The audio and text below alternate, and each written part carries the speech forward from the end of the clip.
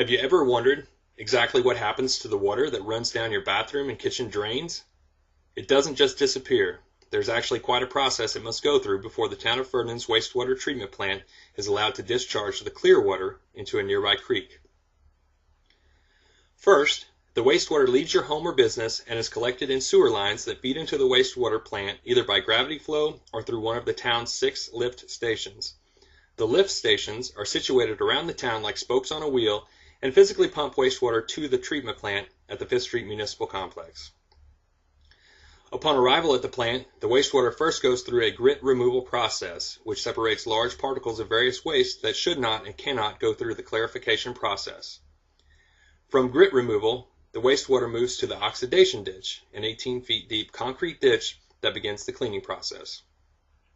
In the oxidation ditch, wastewater is mixed by a large aeration disc with bacteria that feed on the fine particles in the water as it travels through cleansing waves from the outer circle toward the center.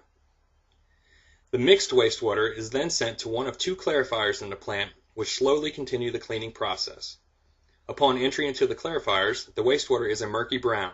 When exiting the clarifiers, the water is clear and ready for reuse. The heavier solids drop to the bottom of the clarifiers and are pumped back into the oxidation ditch. The much clearer water then goes through a final UV radiation disinfecting technique. The disinfected water is then pumped into a nearby creek and can also be used for cleaning and watering purposes around the treatment plant.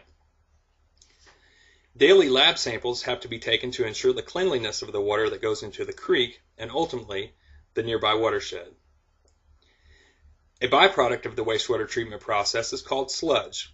The Ferdinand treatment plant at times utilizes a rotary drum to thicken the sludge. Most times, however, the sludge is pumped straight into holding tanks where it is stored and treated until the wastewater employees are able to remove it. Finally, the town currently utilizes a field jimmy to transport and ultimately disc the sludge into the ground of various farm fields in the Ferdinand area.